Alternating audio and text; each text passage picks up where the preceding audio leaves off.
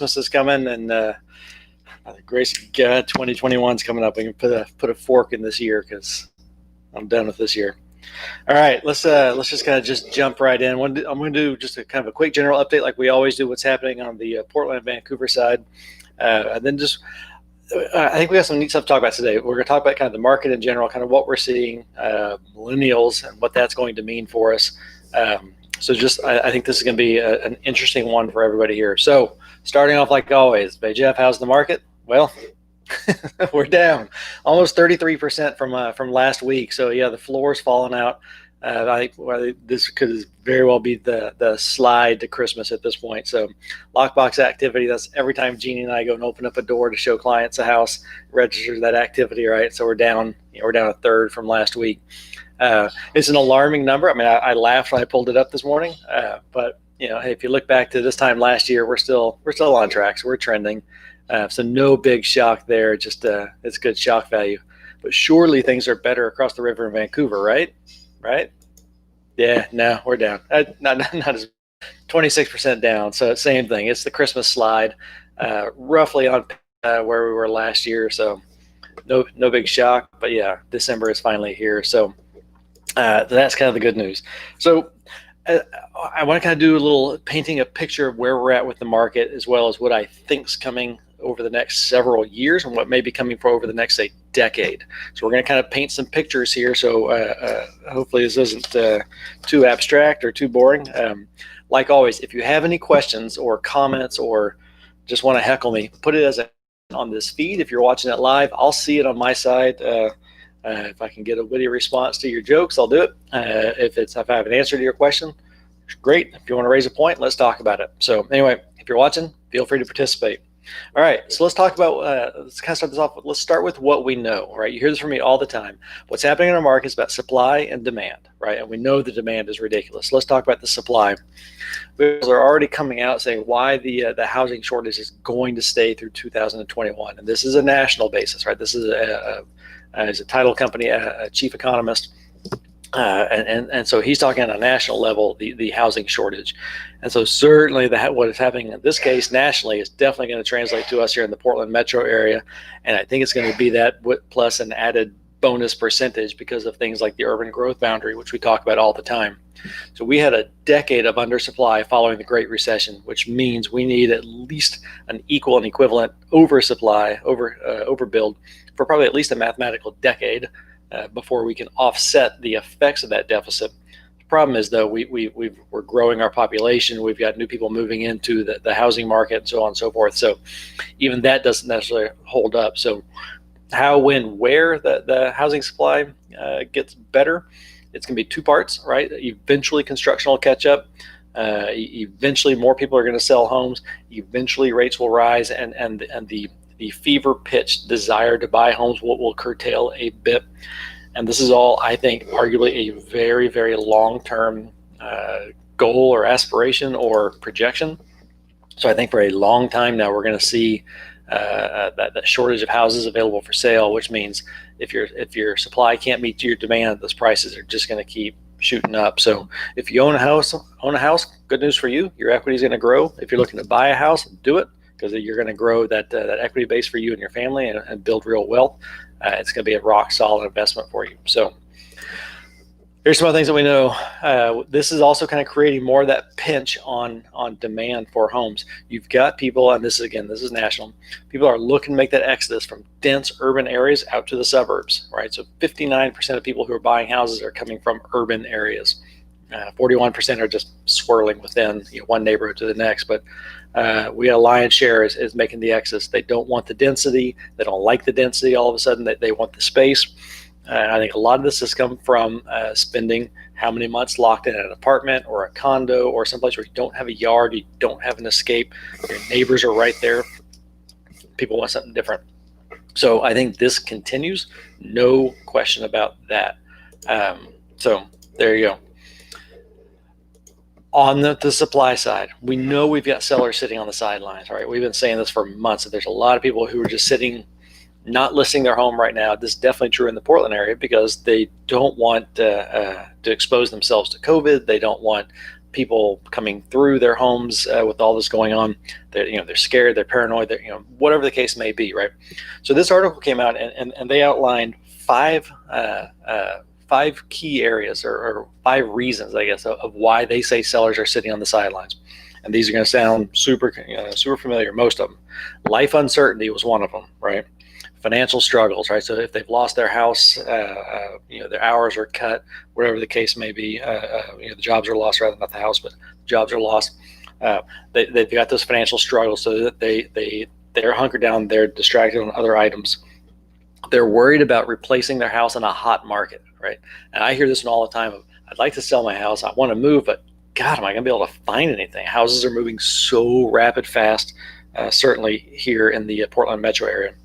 Health concerns is a big one, and that's the obvious one. We've talked about that one for months now. Of they don't want to risk exposing themselves or having Lord knows what being brought into their house from a parade of rabid buyers coming through, whether it's open houses or just showings even. The big one, and this one, it was surprising on the list, and I'm kind of not at the same time. Jeannie and I have kind of anecdotally joked about this a little bit with some clients and even with ourselves. But they've done a recent refinance. And you think, well, why would that stop somebody from buying it? If it's still the right opportunity or they find something better. Here's why. People are going to start getting locked into the idea of their house is okay because, dude, I just did a 2.6% refinance or a 2.5% more refinance if you got your timing right. You're getting the super low rates, and as we know, rates are going to start ticking back up slowly over time, and that's coming. Don't worry. As rates start ticking up, people are going to start looking at going, I got a house right now that it's okay, but God, I got a 2.5% mortgage for 30 years on this thing. If I sell it and buy something else, that something else is going to have a 4% mortgage. So whether it's they're stuck on the mathematical, now my payment's higher because of that, and now the math doesn't work, or if they're wired like me, that reptilian side of your brain kicks in and says, 4% mortgage, I had got 2.5, now I'm going to get screwed on my mortgage rate. And it's a stupid argument, but I get it, because I'd be hung up on that, feeling I'm robbing myself from doing that. So I think some people are going to freeze in place. That freeze will thaw. Eventually they're going to realize I got to make a move. The mortgage is great for a while, but hey, 4% still good, or whatever it is when they move. But the refi is keeping people locked in place. It's going to keep them in place longer. So long term, what does that mean? Who knows? A lot of that's going to be based off, you got it, rates. So what's going to happen with rates? We got a couple good slides coming up. Here's a projection through 2023 for where they see mortgage rates going. So obviously, if you look at kind of where we're at right now, they're projecting. It's a Freddie Mac survey.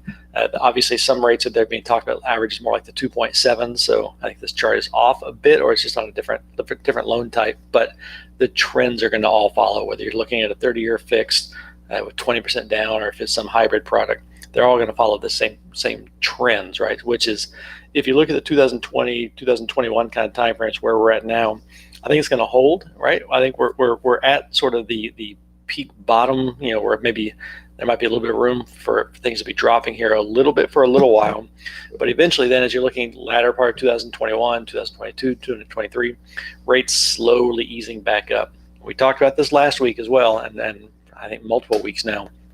Rates are definitely going to start seeing some upward pressure. So it's just the question becomes how much, how soon, and so forth, right? So now, given that went through 2023 saying probably relatively flat, so we feel pretty good. Meanwhile, Goldman Sachs came out and said low rates, yeah, that's going to be until 2025. So now let's let this soak in here for a little bit. If we're going to have low rates for another 4 years, think about what the current low rates are doing for the housing market in and around the Portland metro area, right? We've got low rates, we've got low supply. That'll get fixed somewhat as COVID thaws out next year. But with the urban growth boundary, we're not building a lot of homes fast enough. So we're going to stay constrained. So yeah, it might get a little bit better. Rates are going to keep things advantageous. Look for prices that continue to skyrocket. Look for things to get even more fever pitched as people start to feel. What I think is going to happen is as soon as you see a meaningful tick, maybe a quarter point lift up in rates and become sort of a new floor, it's you're going to start seeing a lot of buyers that kind of coming off the sidelines, finally saying, that's it, I got to go. Now's the time to buy. I personally, I think next year, I think it's going to be even more crazy than this year was. So we'll see what happens. But Goldman Sachs, through 4 more years, they're seeing these super low rates as everything starts to improve for us. All right. Meanwhile, forbearance. We talk about this all the time. And what does this mean? Forbearances, a lot of them are being extended as rates kick on. And thank God we're printing off documents while we're doing this. But forbearances, a lot of them are being extended as people are not quite ready to roll off their forbearance plans based off the COVID pandemic. But at the same time, the forbearance rates are holding like at a 5% level of all mortgages. So they haven't skyrocketed. They haven't gotten out of control. But effectively, they're saying this forbearance market is not going to affect this market, right? This is not the next bubble to burst. This is not going to implode the market. I've had people ask about this, and it's just at 5%, it's not a meaningful volume of homeowners are going through this. Now, that said, there are still some people who are in it that are going to have to sell because of what's happening. But at the same time, mortgage refinancing is hot, but using your home as the ATM is not. And what they're talking about on here is people doing cash out mortgages, right? So I'm going to refinance my house, and hey, let me do a refi, and let me pull 50 grand cash out, let me pull 80 grand cash out, I'm going to go buy an RV, or things like we saw leading up to the Great Recession. It's not happening now. So what you're seeing now is people, I think, have on some level learned a lesson. And then on some level, if the smarter ones basically saying, let's leave that equity in place, right? That's my long-term strategy, if you will. But let's put a home equity line of credit on the house against some of that equity, as not for go buy toys and vacations and such, using the house as a piggy bank, but instead that's my fallback plan, right? This is my emergency slush fund. So now hours get cut, you lose your job, whatever the case may be. I'm in a pinch, right? How am I going to pay my bills for 3, 4, 5 months until I get another job, or things get fixed, or whatever the case may be? Just draw money out against the equity of your home, and now you're keeping your family afloat while you work through this, and then you pay it back later. Not a bad plan. And financially speaking, I think it's a great plan, better than going through a disaster scenario. So that's, I think, going to be one of the big things that benefits this housing market for a long time. Now, that said, here's the biggest thing that's going to drive this housing market for a long time to come, and it's absolutely the avocado toast crowd. The largest demographic tailwind is here, right? So millennial buyers represent a huge population coming into the home buying market. So the short event right graphically here, the kind of that 28 to 30, early 30s kind of population, it's a flood of people. First-time home buyers are typically 33, so they're coming, right? And they're already starting that process. So now you think about, okay, so over the next 3 years, the lion's share comes, right? So 3 years, we're going to have a flood of millennials at that prime first-time buyer range. Doesn't mean they're all going to buy, but it just means you've got a lot of them coming. What else did we just talk about is going to be happening in 3 years? I can't get my hand gestures on the screen here.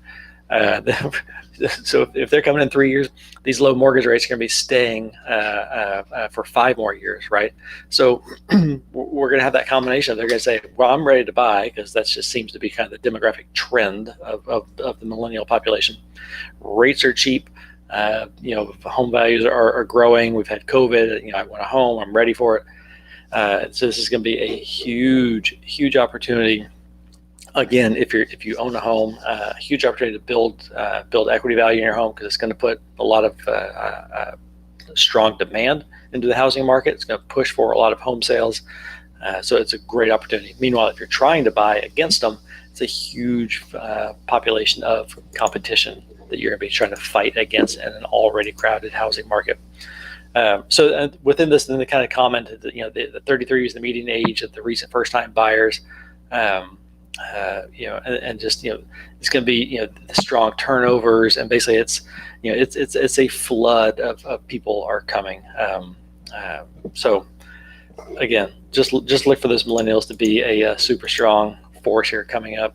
The biggest thing too, just to think about as you're thinking about getting ready to sell a house, say over the next 3 years, or within the next 3 year time frame, really for the most part now for forever. If you're looking to sell a house, millennials in particular, they want that digital buying experience. And this even precludes COVID, right? So they don't necessarily want to go walk through 10,000 houses. They don't want to have my day like the other day of seeing 10 houses in a day.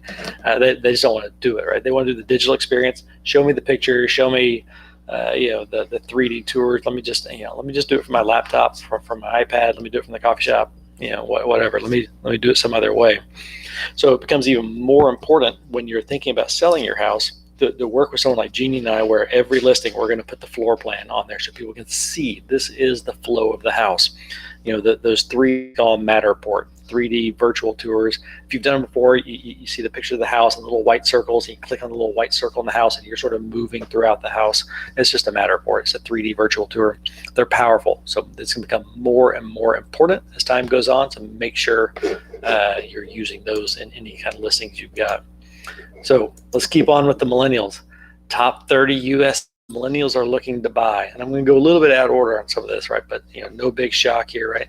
So top 30 U.S. cities, and then obviously, there we go, Portland, Oregon. And it's number 30, but hey, that means only 29 cities in the entire country beat us out. So Portland, Oregon, still a favorite destination for the millennials.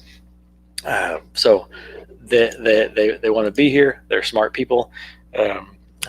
So kind of take that for what it's worth. Not that long ago, when we were seeing this headline, we were number 3 for a long time. So we've slid, but we're not falling off the radar, and there's no real rhyme or reason as to why kind of that decline. I think this one's from 2019, where we're the third most or highly desired location for the millennials, and we were only losing out to Seattle and Dallas. And so I think some of that kind of demographic force is going to continue, right? Things like the Denver area has blown up recently in popularity in some other areas. Portland still is a big magnet, and if our big competition is still Seattle and Dallas, well, they're just going to get to Seattle and realize they can't afford it up there, and they're going to get to Dallas and realize it sucks there. So, sorry, but it does. I live there, so I'm allowed to say that. So we'll see. We'll see what happens long term. I think people know Portland's a super cool place to live, and that's not going to go anywhere. And you've heard me say this before. Look up and down the West Coast of major metropolitan areas. We are the most affordable for major cities. So for now, so we'll see what happens. But I think it's going to continue to make us a highly desired place. So we're going to wrap up. One last slide here. People are talking about kind of, so is this a good time to buy, not a good time to sell? What are we looking at? So for buyers who are thinking about doing something, this is the time, right? This is a great time to be working. And they're saying it's a good time for home buyers right now for bargains. And the bargain it's a little asterisk next to bargain, right? But basically talking about like during this time frame, if you're closing during December or through basically the end of January, so making an offer really in the next 3 weeks or so, you'll get the best deal and you'll be paying the full value, but not bidding it up. So you're not getting a bargain in the sense of you're gonna knock home prices down because things are just sitting for a long time. It just means the competition is going to be a little bit less. So go back to that first slide, right, where the lockbox activity was down by 1/3. That's what they mean, right? You have 10,000 other people out there with you looking at the same houses. You can breathe a little bit. So I think the smart money, and I'm hearing this, Jeannie and I are hearing this real time from a couple of our clients right now who are saying, I want to hurry up and find a house now within the next month or two because I think this next spring is going to be even crazier and prices are going to blow up and there's going to be more competitive offers. I want to do it now while it seems like things are a little bit quieter, and it's still not that much quieter. So there you go. That's your recap. I'm just short of 20 minutes. That's probably a record for me here lately. So our key takeaways: December is here. The activity is slowing down. This is your great time to be buying the house right now because of that competitive activity is down. Long term, look for rates to stay low for the next 3 to 5 years. But meanwhile, within the next 3 years, you're going to be in that prime time demographic slot of millennials entering the market as the largest home buying force in the United States. So we'll see what happens long term, but the market is great. The outlook is rosy. It's a great time to be doing something. If you have any questions, want any help, want to just talk about different ideas, please reach out to Jeannie and I. We'd love to talk to you.